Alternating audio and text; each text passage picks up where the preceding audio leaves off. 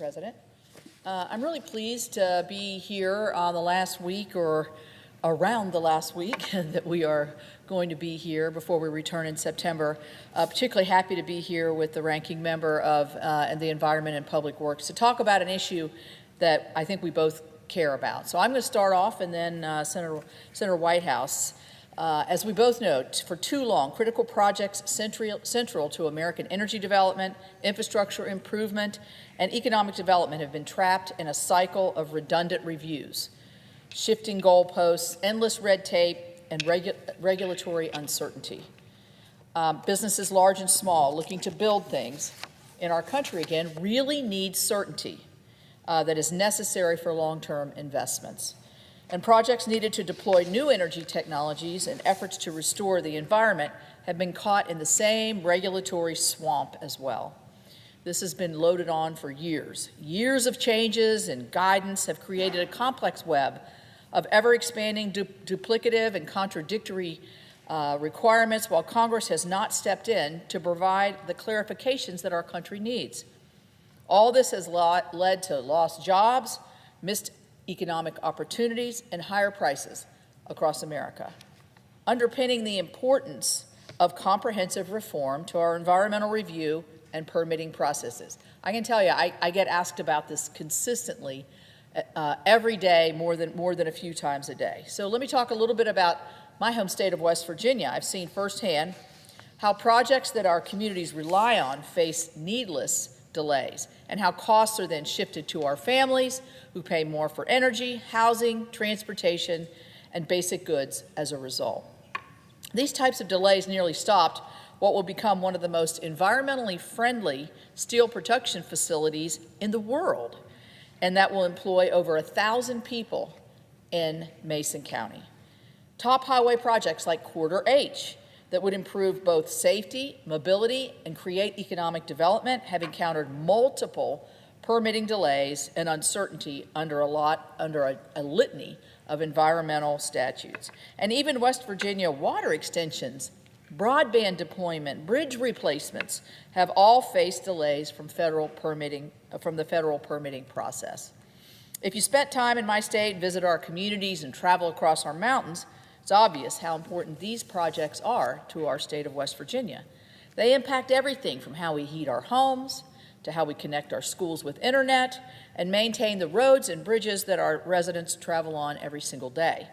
Point blank, these delays are holding our state and every state back from reaching our full potential, robbing our people of investments and economic development that would improve the quality of their lives. So I believe it is time for Congress to act. Clearly, I'm no stranger to the ever-elusive topic of permitting reform. Throughout my time in the Senate, I've introduced multiple bills on the subject and have been involved in the regulations on this topic. And while we were able to include some reforms in the Bipartisan Fiscal Responsibility Act, it is very clear that much more needs to be done. The fact of the matter is, each one of us in this chamber has a critical need in our state that could be addressed by improving our permitting and environmental processes, like building more housing. We always hear about a housing shortage, or bringing energy projects online. We hear about the expansion of nuclear that are going to be held to the permitting, into the permitting process, or improving the conditions of surface transportation infrastructure, just to name a few. No matter what our constituents need, we all know that permitting reform is needed to deliver projects more quickly and more efficiently.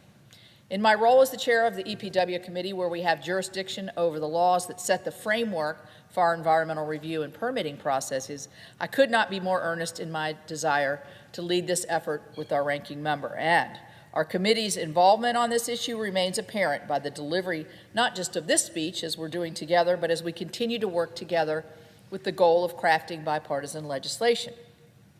Together, we started bipartisan conversations in our committee in February when we held a hearing to gain the perspectives of leaders who are directly involved with navigating these processes, to ensure that we would gather a complete look at all of the issues. We kept the hearing record open for over a month to give all stakeholders the opportunity to share their experience with these existing environmental review and permitting processes and identify challenges and recommend possible solutions to this Congress. From this record, we garnered 107 submissions representing 146 individual organizations and an additional 854 individual requests on how to improve the federal environmental review and permitting process. These responses have helped the EPW committee identify the challenges that persist across the wide variety of projects and to identify consensus on potential solutions to address these challenges. While we've talked about the issue of permitting for a number of years in Congress, it's important that we currently find ourselves, I think, in a very in like thought all across the spectrum. Each branch of the federal government, from the executive to Congress and the judiciary, are united in our dissatisfaction with the current permitting and environmental review processes. The Trump administration has taken numerous actions to cut red tape and to put the United States in this best possible position to grow our economy and create jobs. The Supreme Court delivered a unanimous decision in the 7-county infrastructure coalition case in May that validated what many of my colleagues and I have long been saying, and that is that the responsibilities of federal agencies under the NEPA Policy Act have evolved beyond what Congress intended, creating roadblocks instead of considering the environment in federal decision-making. Right now, we have the momentum, I believe, needed to deliver meaningful and lasting reforms to the environmental review and permitting process, and I believe this is an unprecedented opportunity and something we can truly accomplish. I do believe, and we know this well, Senator Whitehouse and I know this well, that there are areas of strong disagreement in this area between the two of us. And what we're going to try to do is to find those areas of like thinking that gets us to the that moves the process along, no matter how difficult it might be. This is the only way we get a permanent solution, so we don't see the swings of the environmental process that we've seen over the last few years. So to start, durable and implementable reforms need to be successful. They have to be bipartisan. Legislation that the Senate crafts must take into account all types of projects, not just politically favored projects, no matter who's favoring them, or projects that will support the infrastructure needs of some Americans, but not others. We must provide clarity and transparency in these processes and be thoughtful in the way we craft the legislation. We need to address every stage of these processes to find efficiencies while balancing public health, the environment, and the needs of our economy. And our legislation must establish guardrails that cease the endless amounts of agency delays and litigation that stunts the development of our projects. I've seen investments in my state collapse under the weight of legal challenges, denying benefits to those that need it the most. I want to stress that modernizing these processes does not mean cutting corners or weakening our environmental and public health protections, and this is exceedingly important to all of us and to the process. It means focusing the government on meeting the needs of the American people, ensuring the quality of our environment for generations to come, and making the processes more efficient, predictable, transparent, so that they're not stuck in a bureaucratic purgatory of endless litigation. So the reality is this: hardworking Americans want a government that works for them, not one that keeps them waiting for the benefits that many of these projects promise to their communities. And what happens when you wait? If the project still goes forward, it gets more and more and more expensive with time. I was encouraged to see bipartisan efforts from our colleagues in the House of Representatives, as last week, Natural Resources Committee Chairman Bruce Westerman and Representative Jared Golden announced a proposal to address many of the concerns I just laid out. So as negotiations continue in the Senate, we must remember that it will take the collaboration of both chambers and the administration to get impactful legislation across the finish line. The opportunity is here. This is right in front of us, and I can guarantee you that I will be at the forefront of these efforts to make sure that these reforms can become a reality. So I encourage my colleagues to heed the importance of this moment, and many of our colleagues are talking about this and have great expertise in this area, and we need your help. So with that, I yield the floor and here to listen to my friend Senator Whitehouse. Mr. President. Senator from Rhode Island. Mr. President, I'm pleased to join my colleague from the mountain state of West Virginia to talk about permitting reform People listening should know that we work together well, that I like her personally, and that I'm grateful to her for her support of important Rhode Island projects that we have gotten cleared. On permitting reform, there has long been bipartisan interest. Interest to speed the construction of transportation projects and housing, interest to deliver cheaper, cleaner, and more reliable energy for American families. As I've often said, the federal government often moves far too slowly, and permitting is a prime example of this. Projects undergoing environmental reviews are frequently stuck in limbo if just one agency drags its feet. Interagency process is the technical term for multi-agency decision-making, and interagency process is too often the enemy of effective governance. Too often, the executive branch refuge for incompetence. Too often, the executive branch shield against accountability. Too often, the executive branch screen of bureaucratic delay. Permitting reform is a golden opportunity to fix this.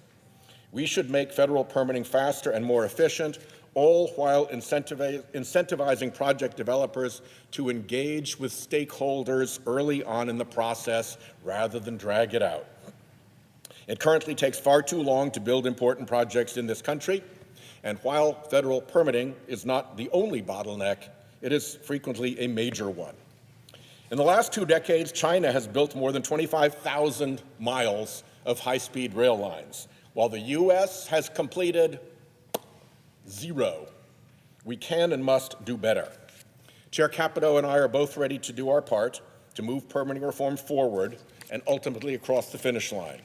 We are already engaging with our colleagues in the Energy and Natural Resources Committee because those two committees have to work together to make this work. And I hope Republicans in the House are able to move to responsible legislation as soon as this fall. But I must remind everyone, again, because I've said this frequently, that it makes no sense for Democrats to agree to permitting reform until the Trump administration stops its lawless disregard for legislative authority and judicial orders. The lawlessness is rampant, and it's hurting people and communities and projects. Until the administration shows it will honor its oath to faithfully and impartially execute the laws, its constitutional oath, how can we trust that any legislative compromise on permitting reform will be executed fairly? And if we can't trust that, what's the point? Trump has fired independent agency commissioners, defied court orders, and threatened to weaponize the government against his perceived political enemies. His rescissions destroy bipartisan appropriations accords. The Trump administration's record on this is bad. And on energy policy, it's particularly awful. The president declared a fake energy emergency despite record energy production in America.